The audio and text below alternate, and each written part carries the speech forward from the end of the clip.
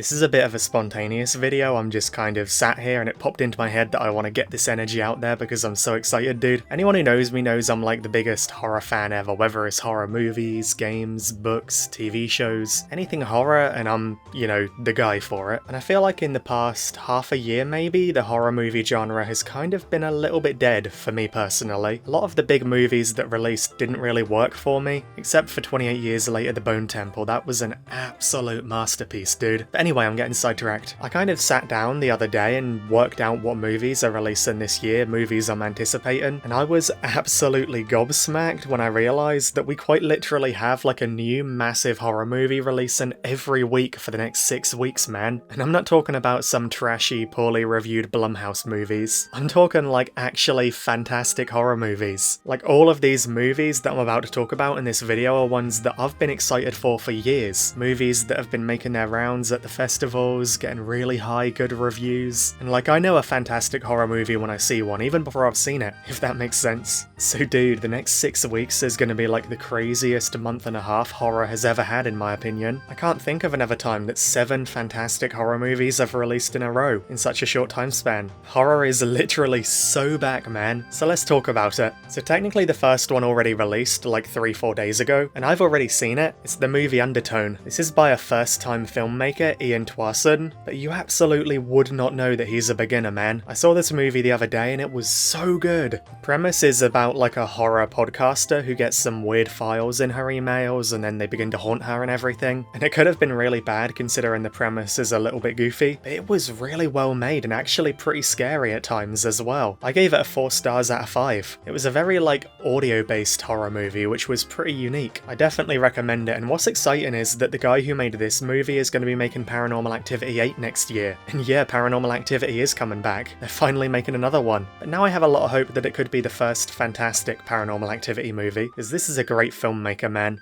So next up, on April the 17th, we have the new reimagining of The Mummy releasing. Okay, this is a Blumhouse movie, let me warn you, and Blumhouse have been pretty bad lately. However, it's made by the guy who made Evil Dead Rise, and that was a brilliant movie. And The Mummy has been getting really high reviews so far. Apparently it's super gory and super like body horror-y. So although this is the one that I'm least anticipating in this video, I still have a feeling it's going to be a good movie. Then, in literally a week, we have Exit 8 releasing on April the 24th. You guys might have heard of this because it's an adaptation of the video game Exit 8. I've played that game and I thought it was really good, man. It really has kind of like a liminal space vibe going on. If you're a fan of like the Backrooms and everything, you'll probably like Exit 8. It basically follows a man trapped in like a constantly looping subway, and he has to try and find things that don't look right or don't feel right, otherwise he's donezo. Now I'm gonna be totally honest, when I heard they were making a movie adaptation of this, I thought, yeah, that's probably gonna suck. It feels like something that's way more fueled by the gameplay, you know? But surprisingly, this is getting really good reviews, man. And maybe I shouldn't be so shocked because the director of this movie is the producer of the movie Monster that released in 2023. And that's an absolute masterpiece movie. I love that movie so much. So this is definitely one to keep an eye on, man, especially if you love anything liminal, anything analogy. But releasing a week after this, on May the 1st, is my most anticipated horror movie of the entire year. Maybe my most anticipated in years. Hokum. I can't quite put into words how excited I am for this movie. So for context, it's made by the filmmaker Damien McCarthy, and he's my favourite modern horror filmmaker. He just gets horror in a way that I feel like so many filmmakers don't. He knows how to make a genuinely terrifying movie. Like the kind of movie where you're hiding behind your hands and trying not to scream. He made Caveat in 2020, which has one of the top 2 scariest scenes I've ever seen in my life. And he also made Oddity in 2024, which was terrifying too. So man, I cannot wait for Hokum to release on May the 1st. It's getting such high reviews and I've been excited for it for years. Oh yeah, basically the premise is about an author who goes to like a remote home to spread the ashes of his parents, but then the place he stays at seems to be haunted by something. And hey, maybe that sounds generic, but I promise you this is not going to be generic. Damien McCarthy is a mastermind, it's going to be a banger.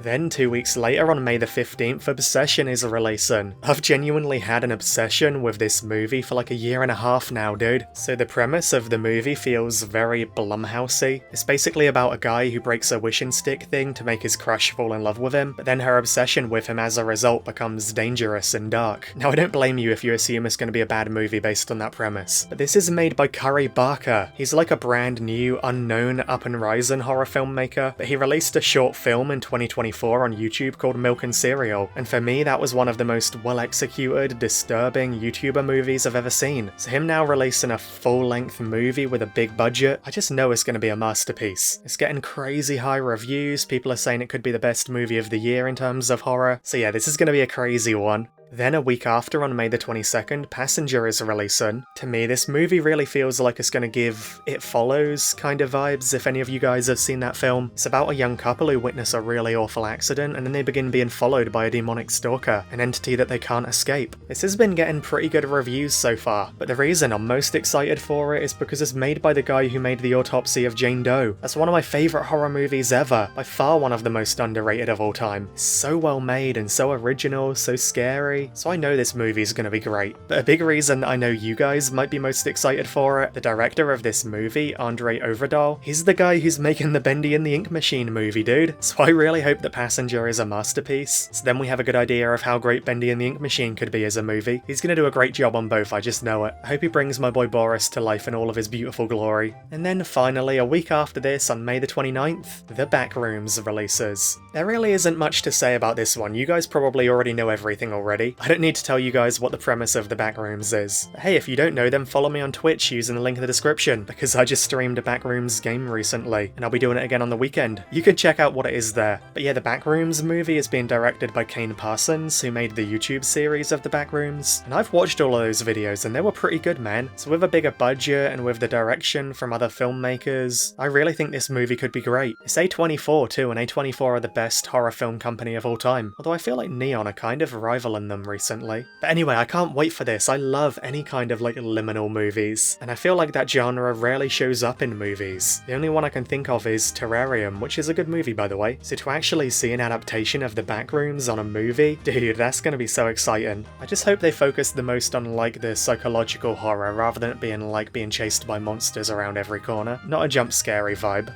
So yeah, I have no idea if my excitement for these movies came across very well. I'm literally like sitting on my bed right now recording this. I don't have a script or anything, I'm just going off of memory. But I cannot describe how excited I am right now. I'm the biggest horror fan ever, and the fact that we have 7 banger horror movies in a row, the next 6 weeks are going to be the best of my life, I swear down. I'm going to be making cinema trips every weekend. It's going to be the best, man. Horror is so back. Undertone a few days ago, The Mummy on April the 17th, Exit 8 on April the 24th, Hokum on May the 1st, Obsession, May the 15th, Passenger, May the 22nd, Backrooms, May the 29th. I can't believe it, that's ridiculous. If you guys are planning to see any of those movies, or if any of them sound good based on my descriptions, then let me know in the comments and we can talk about them. I'll maybe end the video by adding a few clips of my Backrooms playthrough, some of the funny moments. So yeah, I hope you guys enjoyed the video, and even more so, I hope you guys enjoy some of the ridiculously good horror movies we have in store. I will not be able to shut up about them, man.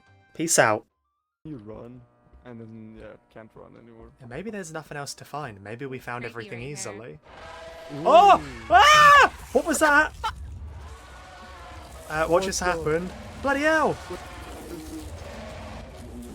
Oh! Take him! Oh no. Take him! Take him! Not me. What happened? Take him! I'm innocent. No! No! I'm leaving, I'm out of it. No.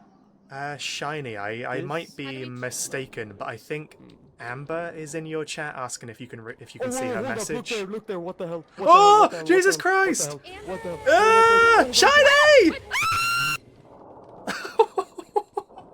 I distracted her with Amber's message. Jesus Christ. No, don't come after me. Chat, it's after me.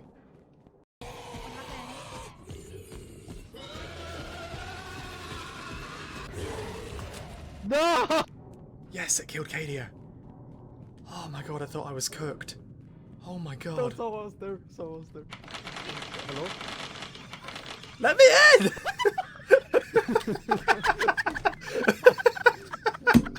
Were we all just spamming the door?